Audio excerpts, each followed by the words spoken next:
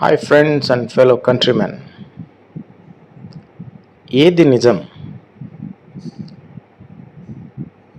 నేను మొన్న ఓటింగ్ వేయడానికి వెళ్ళినప్పుడు దాదాపు 3:30 గంట క్యూలో నిలబడ్డాను. అక్కడ ఉన్న police constables, presiding officer, polling agent అందరితో మాట్లాడుతున్నాను. అంటే 3:30 గంట నిలబడి ఉన్నాను కదా, ఖాళీగా నిలబడి ఉండడం కన్నా మాట్లాడుతుంటే అలసట శ్రమ తెలియకుండా ఉంటుంది. You can kill the boredom actually.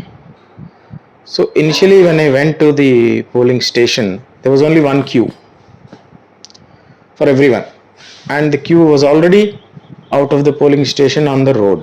So I've requested, and those people whoever came in front of me with those identity cards hanging on their neck, so I managed to have two queues, for one for women and one for gents. After some time I could manage for a water can and a chair where I can keep the water can on the chair. కుర్చీలో పెట్టి అదే 2 క్యూల మధ్యలో water can పెట్టించగలిగాను. ఇంకొంచెం తర్వాత 2 క్యూల మధ్యలో కుర్చీలు వేయగలిగాను. ఇంకొంచెం సేపు తర్వాత సీనియర్ సిటిజన్స్, మా క్యూలో నిలబడి ఉన్న సీనియర్ సిటిజన్స్కి సపరేట్గా ముందుగా వెళ్ళి ఓటు వేయమని చెప్పి రిక్వెస్ట్ చేసి చేయించగలిగాను. నేను క్యూలో నిల్చుకున్న booth polling station number 262, constituency number 118, assembly segment number 118, polling station number 262. నేను అక్కడ గమనించిన పాయింట్స్ ఏంటంటే, ఈ క్యూ ఇంత స్లోగా నడుస్తోంది కాబట్టి అక్కడ ఉన్న వాళ్ళని రిక్వెస్ట్ చేశాను, పోలింగ్ ఏజెంట్స్ని, నెల్లూరు మున్సిపల్ కార్పొరేషన్ స్టాఫ్ని, ఆ పోలీస్ కానిస్టేబుల్ని. అంటే పోలీస్ కానిస్టేబుల్ దగ్గరికి వెళ్ళడానికే నాకు దాదాపు 2:30 గంట పట్టింది, ఎందుకంటే it's very far away from me. In between one of the person, I was told is a police man but he was in civvies. Police ఆయన సివిల్ డ్రెస్లో ఉన్నాడు. ఆయన అడిగాను, ప్రిసైడింగ్ ఆఫీసర్ కొంచెం బయటకు పిలవండి సార్ మాట్లాడాలా అని. ఆయన ఏదో తలుపేసి వెళ్ళిపోయాడు. ఈ మధ్యలో ఇంకెవరో ఫ్లయింగ్ స్టాఫ్ ఎవరో వచ్చాడు. He was just noting down the things. ఆయన్ని అడగాలనుకున్నాను, ఆయన కూడా just ignored me and passed away. బేసిక్గా ఒక సాధారణ ఓటర్కు జరిగే రోజువారీ వాళ్ళ జీవితంలో జరిగేదే నాతో జరిగింది, పెద్ద గొప్ప ఏం కాదు. But what I'm sharing with you is what actually happen, నిజం. సో కొంచెం సేపు వెళ్ళిన తర్వాత ఆ కెమెరా వెబ్ కాస్టింగ్ పెట్టుంది. ఆ కెమెరాలో చూసి కూడా నేను మీకు చెప్పిన పాయింట్స్ అన్నీ కూడా ఆ కెమెరాలో చెప్పాను. పోలీస్ కానిస్టేబుల్ పేర్లు కూడా నాకు తెలుసు. Why to take them, they were just doing their duty. వాళ్ళ పేర్లు ఎందుకు చెప్పడం అనవసరంగా. ఆ ప్రిసైడింగ్ ఆఫీసర్ని లోపల నుంచి బయటకు రమ్మనండి, కొన్ని పాయింట్స్ చెప్పాలండి అంటే, నేను లోపలికి వెళ్ళదు సార్ అంటారు పోలీస్ ఆయన. సరే ఆయన్ని బయటికి పిలవండి అయ్యా మాట్లాడతాను అంటే, నేను లోపలికి వెళ్ళకూడదు, ఆయన బయటకు రాకూడదు అన్నాడు. మరి ఎట్ట మాట్లాడేది అనేది. So it went to A dead end అనమాట, అయిపోయింది.